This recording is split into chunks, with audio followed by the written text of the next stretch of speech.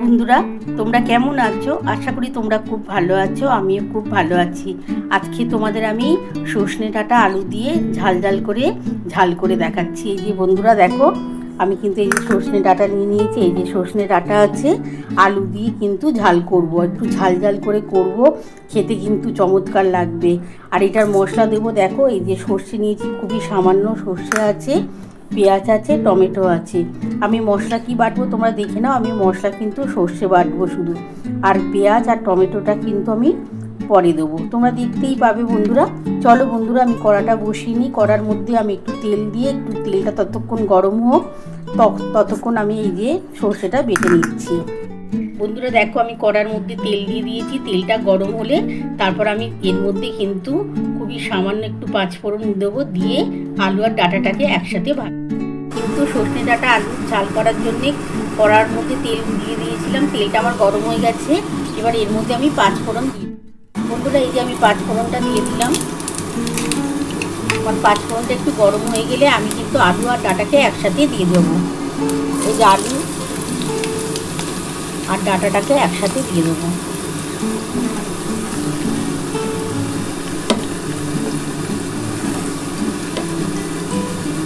এটা একটু লাল লাল করে ভাজা হয়ে গেলে তারপর তার মধ্যে আমি পেঁয়াজ আর টমেটোটা দেবো, আর মশলাটা কিন্তু আমি পরে দেবো। বন্ধুরা দেখো, আমি কিন্তু আলু আর ডাঁটাটা একসাথে দিয়ে দিয়েছি। এবার এর মধ্যে আমি কিন্তু নুন দিয়ে দিচ্ছি। 1 চামচ নুন দেবো, আর 1 চামচ হলুদ দেবো, আর অল্প একটু চিনি দেবো। এটা কিন্তু টেস্ট হওয়ার জন্য দেবো বন্ধুরা। তোমরা তো জানো একটু চিনি দিলে আর টেস্টটা, তার জন্য আমি কিন্তু চিনিটা দিই। তোমরা না দিলে না দিতে পারো। আর আমি এটার মধ্যে একটুখানি ঝাল লঙ্কার গুঁড়ো আর একটু কাশ্মীরি লঙ্কার গুঁড়ো দেবো, যাতে দেখতেও ভালো হয়, খেতেও খুব টেস্ট হয়, ঝাল হয়। বন্ধুরা এই যে আমি 1 চামচের মতো নুন দিয়ে দিলাম, 1 চামচ হলুদ দিলাম, আর অল্প একটু চিনি দেবো, খুবই সামান্য একটু চিনি দিলাম।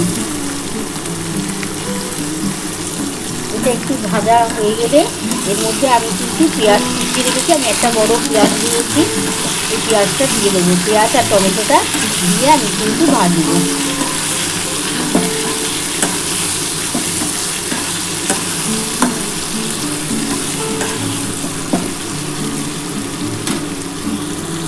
বন্ধুরা দেখো, আমার কিন্তু সর্ষে বাটা কমপ্লিট হয়ে গেছে। আমি খুবই সামান্যই সর্ষে নিয়েছি, তোমরা তো দেখে নিয়েছো। এর মধ্যে কিন্তু আর কিছুই দিইনি, শুধু সর্ষে বাটা আছে। আর এই যে দেখো, এটা মোটামুটি ভাজা হয়ে এসছে। এর মধ্যে এবার পেঁয়াজ আর টমেটোটা দিয়ে দেবো। আর এরকম ঝাল সর্ষে ডাঁটার আলু দিয়ে ঝাল খেতে দারুণ লাগে বন্ধুরা। গরম ভাতের সাথে বলো, রুটির সাথে দারুণ খেতে লাগে। আর একটু টক পরিমাণ বেশি দিলে, মানে টমেটোমের পরিমাণ একটু বেশি দিলে দুর্দান্ত খেতে লাগে, দুর্দান্ত। এবার আমি একটা বড় পেঁয়াজ দিয়ে দিচ্ছি।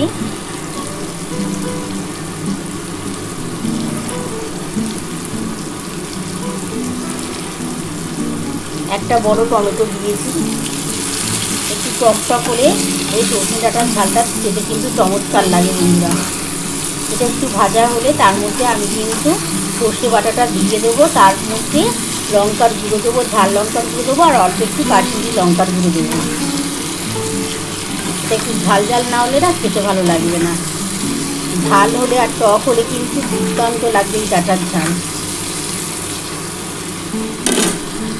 বন্ধুরা দেখো, আমার কিন্তু সজনে ডাঁটার আলুটা একটু ভাজা হয়ে গেছে পেঁয়াজ আর টমেটোর সাথে। এবারে আমি এই সর্ষে বাটাটা দিয়ে দিলাম, খুবই সামান্য সর্ষে বাটা দিলাম। এর মধ্যে আমি ঝাল লঙ্কার গুঁড়ো দেবো 1 চামচ, আর কাশ্মীরি লঙ্কার গুঁড়ো 1 চামচ দেবো। বন্ধুরা আমি কিন্তু 1 চামচ ঝাল লঙ্কার গুঁড়ো দিচ্ছি, আর সামান্য একটুখানি কাশ্মীরি লঙ্কার গুঁড়ো, এই যে কাশ্মীরি লঙ্কার গুঁড়ো দিলাম। এটা একটু কালার আসার জন্য দিচ্ছি। এবার এই মশলাটা দিয়ে ভালোভাবে কষিয়ে নিতে হবে। একটু ঝাল করে করলে খেতেও ভালো লাগবে, দেখতেও ভালো লাগবে কিন্তু।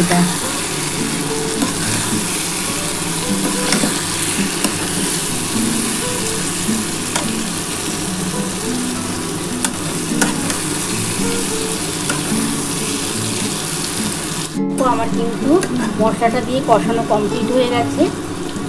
দেখো, আমার কিন্তু কষাতেই কিন্তু আলু কিন্তু সেদ্ধ হয়ে গেছে। দেখো, এই দেখো, আলু কিন্তু সেদ্ধ হয়ে গেছে, আর কিন্তু কষাবার দরকার নেই।